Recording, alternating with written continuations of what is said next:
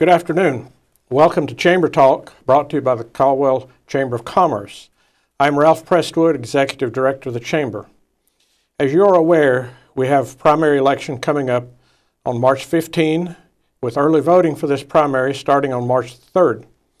Over the years, one of the programs provided by the Chamber of Commerce's Community Involvement Division has been to help keep citizens informed on issues affecting our economy and our quality of life.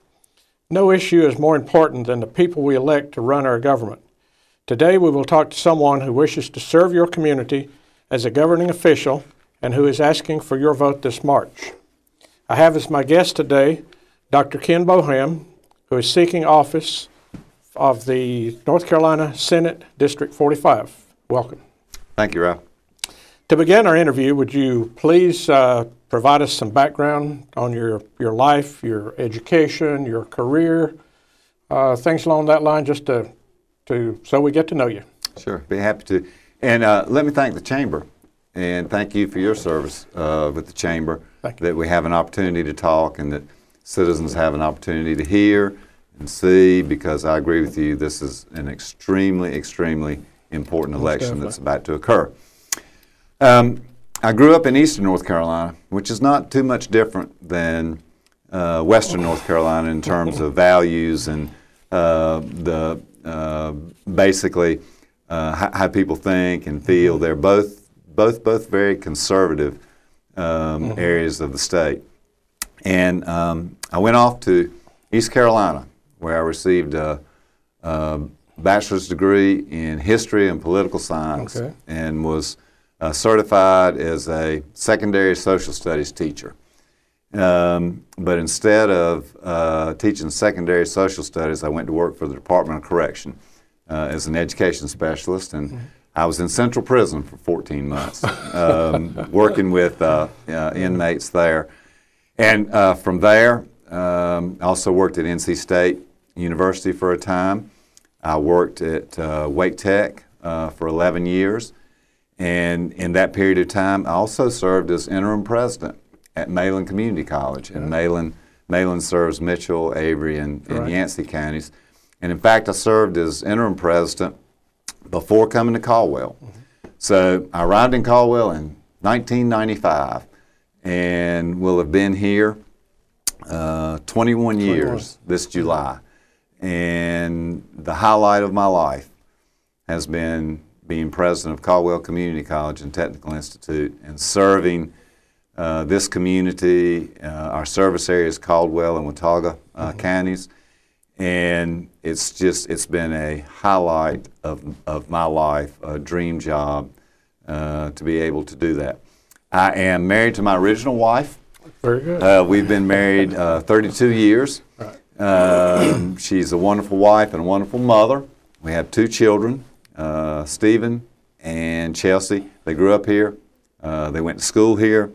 As I went to school in North Carolina, like I said, I went to East Carolina. I also have 2 degrees from NC State. We sort of have that in common, which is a good thing. I am a Christian candidate. I'm a member of the First United Methodist Church here in Lenoir, and if you were to walk into the sanctuary, I'm seated on the right side of the sanctuary, the 7th pew from the front, every Sunday. So everybody knows where I am. In fact, you've seen me there probably quite a few times. And I'm a pro-life candidate. I am an ardent supporter of our Second Amendment, our right to bear arms. I'm an ardent supporter of education, economic development, and workforce preparedness. Okay. Thank you. A few questions that I'd like to go over with you, fairly easy to answer. Why have you opted to run for this office at this time? Okay. This June 30, 2016, after 21 years at Caldwell, I will be retiring. And so I will have had 40.33333 years in education. And it will give me the opportunity to full-time devote my time and my talents to this job. My children are 29 and 27, and it would embarrass them if I tried to hug them and tuck them in at night. They've gotten to the point where it's basically mom and dad send money. So they're more interested in check than they are in being tucked in and put to bed. And we've done a lot of good things in 21 years, and there's still more to do. And I think this would give me another venue, another place to continue that and to, move our area into a much better place from where we are. And the things I've been able to do, I want to continue to do that. Okay, very good.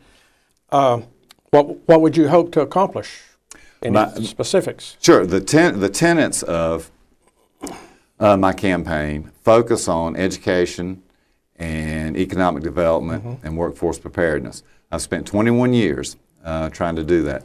They would be the focus of what I would be concentrating on. I've sort of delved into a new arena. I've been to every hospital in the 45th District and met with the hospital administrators, and I've gotten a deeper understanding of how crucial healthcare is, but how crucial the hospitals are to the economy in our district. And healthcare is an issue, and they need support as well. Okay, good. In your career at CCC and TI, you have been deeply, as you said, deeply involved in improvement and availability of higher education and economic development, both Caldwell and Watauga County. You feel what you've done so far and been involved in is good experience that will aid you in Raleigh? Well, let's look at what we've been able to accomplish in the past 21 years. We have the 3 education entities in the state of North Carolina, all on one campus in Hudson. We have Appalachian State University. We have 2 high schools. We have a middle college and a nationally recognized early college. And then we have the community college. So we have all 3 of those entities connected by one common HVAC system. And Watauga, just in this past session, worked really hard to secure a cooperative and innovative high school within Watauga High, sort of allowing the same opportunities that you would have at an early college, but not designated as an early college, and they wouldn't spend 5 years there. But we were able to do that. Secured something that was unusual, which was a special appropriation from the General Assembly of $150,000 to support our truck driver training program. Transportation is a very, very, very crucial business particularly in this area with furniture and moving things in and out of Watauga. And we're going to have a lot of truck drivers that are going to retire. And that is it's a short course, and it's a very good way to put people back into the job market fairly quick. I lobbied with the governor's office, and I sort of stalked the Sharon Decker when she was Commerce Secretary to put agriculture and transportation back in our abilities to work with 9th and 10th graders in the high school. That had been taken away. And agriculture is very important here. Agriculture is the #1 business, in the state of North Carolina. It is extremely important to us. So putting ag and transportation back in, and even small things like contacting DOT and having them put green information signs at the J.E. Broyhill Civic Center for our NC Work Center, and up in Watauga for our NC Work Center there. So I've been able, in lobbying for the budget at Caldwell and lobbying for the system budget, there are quite a few people in the General Assembly in Raleigh that I consider friends. They're actually contacts on my phone. If I contact them, they will contact me back. Those relationships that have been built, I think, would help me be able to hit the ground running and be able to continue to serve the people here like I have done in the past 21 years. Okay.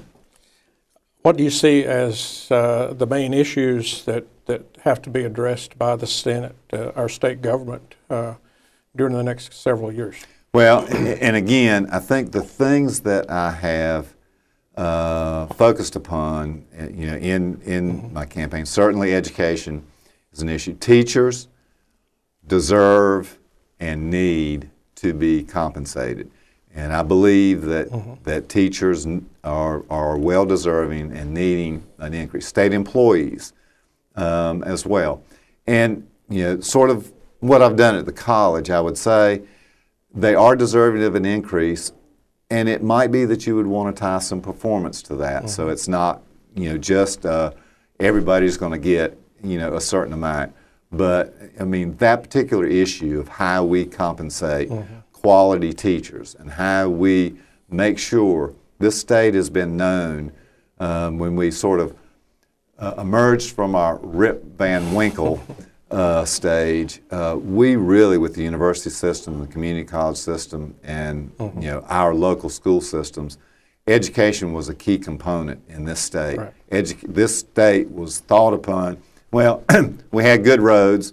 That's a little dubious right now. But we had education. Education was something that people looked to North Carolina for. We have got to make sure that we stay in the forefront of education and make sure that our children, our adults, have every opportunity they can to educate themselves and become functioning, modeling, contributing citizens to this great state. Okay. If you're given the opportunity to serve, how will you assess and measure your success in this position? Well, there'll sort of be an internal, I think, measurement that I will sort of place upon myself. And that would be, I would want to make sure that at the end of the day and during session and at the end of the session, did I leave it all on the floor? Did I give it 100%? Did I give it everything that I had? Now, that doesn't mean you're going to get everything in the world that you want. But what I would want to do is internally be able to look at myself and look at myself in the mirror and say, did you give it the good old college try? Did you give it everything you had? Did you leave it all out there? So that would sort of be an internal barometer. The external barometer, I think, people aren't shy to tell you whether or not you've done a good job. I've learned that in the 21 years with the college. And they're not shy in telling you where they think you went wrong. So there'll be an external, and then I've also been married for 32 years, so I've got somebody else that, A, can keep me from getting a big head, and B, can keep your feet on the ground. But I think the people here will tell me. The people in the 45th District will let me know. And should things work well and there's a desire to continue on and serve, I think people will express that come re-election time. Okay. All right. As a wrap-up, let me just give you an opportunity just to make a final statement to the viewers. Okay. And thank you, Ralph. Okay. I appreciate you tuning in, and I appreciate the opportunity to speak with you. This election is important. This election is not about what happened in the basement of the White House. This election is not about what happened in Washington, D.C. This election is about what will happen in the North Carolina General Assembly in Raleigh, North Carolina, our state capital. I've spent 21 years serving the people in Caldwell and Watauga counties, and I look forward to serving the people in Ashe, Alleghany, and Avery, adding new friends, adding new places to an area that I wish to serve. And I want you to know that I would very much appreciate your support. And together, if we can join together, we can move the 45th District forward, and things will be better than they are now. So remember, early voting on March 15th. Join with me, and let's move forward. Thank you very much. Dr. Boham, thank you for being with us today and discussing things. It's been a pleasure. Thank you. On behalf of the Caldwell Chamber of Commerce, thank you to the Caldwell TV for providing use of their studio to tape this segment and for broadcasting it to the public. We urge you to please get out and vote, exercise your freedom to be part of shaping your future. Thank you for joining us today on Chamber Talk.